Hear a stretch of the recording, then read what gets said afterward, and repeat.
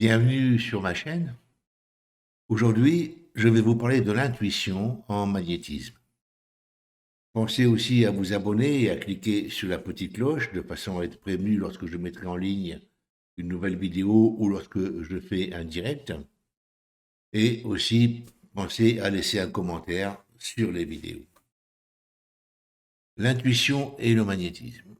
L'intuition, c'est une forme de connaissance immédiate qui ne recourt aucunement au raisonnement. C'est un sentiment ou une conviction qui n'est pas vérifiable objectivement, qui ne provient pas d'une analyse objective. Donc c'est un sentiment ou une conviction de ce qui n'existe pas encore. Ça provient, ça s'adresse à l'avenir, à améliorer quelque chose, à comprendre quelque chose dans l'avenir. Intuitivement, tout humain sait agir en faveur des personnes malades ou en souffrance avec lesquelles il est en contact. Le magnétisme, dit magnétisme intuitif, est l'une des méthodes spontanées, instinctives, des plus adaptées aux besoins du consultant, avec lesquelles interagit le praticien.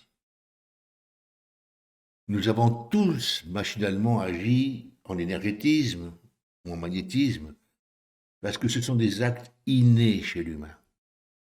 Lorsque l'enfant se fait mal,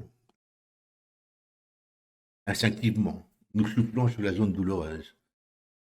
D'instinct, nous passons la main sur la zone douloureuse ou sur une zone malade. Nous prenons la main d'une personne pour la soulager. Et nous dispensons des pensées positives en faveur des malades ou des gens dans la souffrance.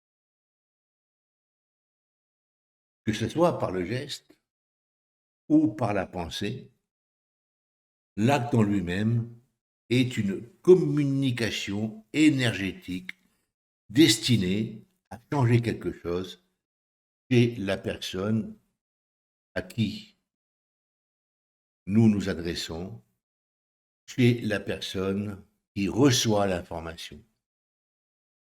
Ça sert à catalyser un soulagement, à produire ou entraîner une guérison et à provoquer ou à induire un bien-être.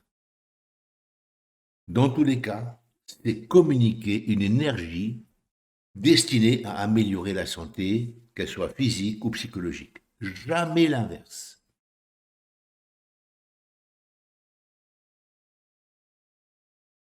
Selon les découvertes récentes en neurosciences, l'intuition serait une sorte d'intelligence que nous possédons tous, sans exception. C'est aussi une capacité qui s'entretient, qui se cultive et qui s'affûte au quotidien. Ça se travaille.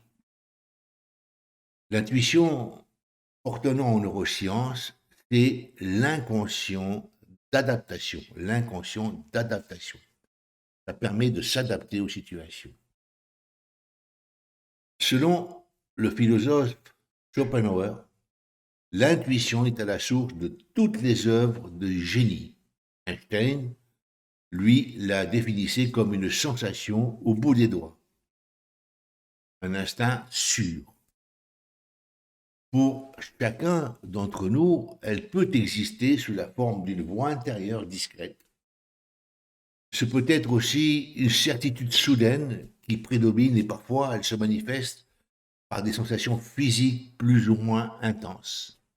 Certaines personnes rares sont réceptives et sensibles et tiennent compte de leur intuition, alors que malheureusement, la majorité des personnes ignorent et refoulent ces intuitions, bien qu'elles soient actives et présentes.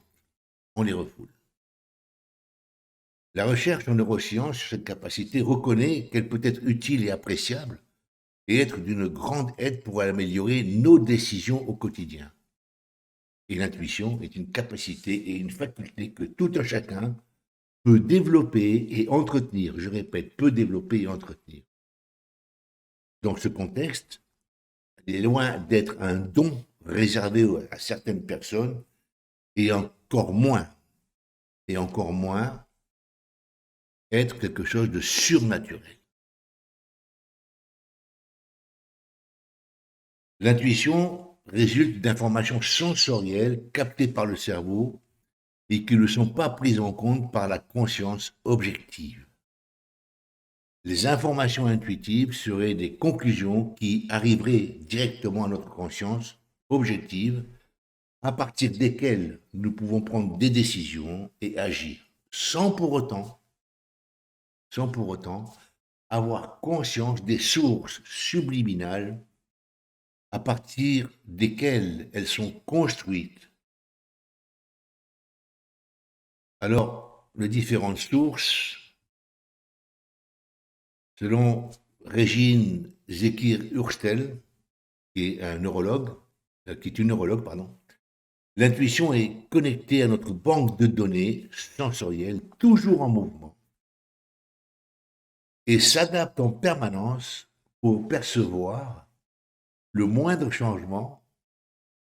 Les plus intuitifs sont donc ceux qui ont le mieux développé leur qualité sensorielle. Elle appelle ça le temps du goût dans son livre. Le temps du goût, c'est son livre.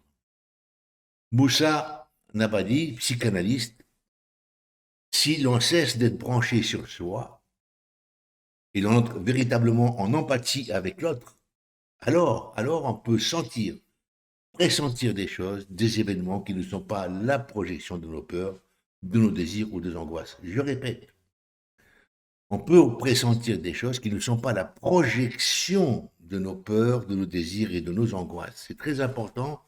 Cette partie de la phrase est très, très importante. Parce que beaucoup de gens, malheureusement, surtout dans les cabinets de magnétiseurs et autres, il y a cette projection constante, peur d'attraper la maladie, peur des miasmes, peur de tout cela. Nous avons tous la capacité de développer notre intuition et de l'utiliser à des fins utiles.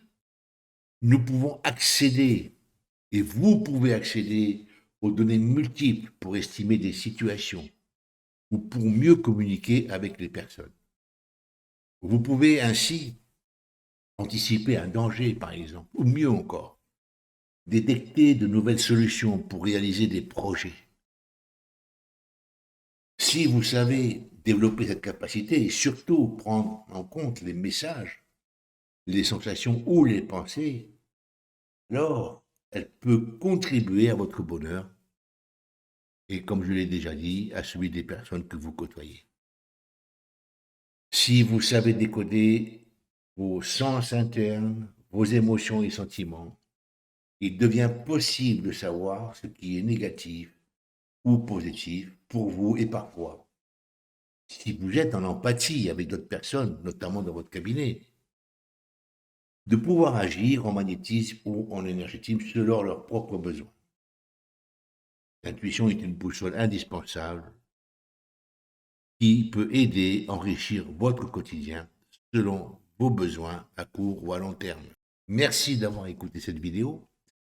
Dans la prochaine vidéo, je vous donnerai les techniques et les méthodes qui peuvent vous permettre de développer justement cette faculté intuitive afin que vous puissiez l'utiliser pour vous-même et pour votre entourage. Likez la vidéo, laissez un commentaire, abonnez-vous. Merci, à la prochaine.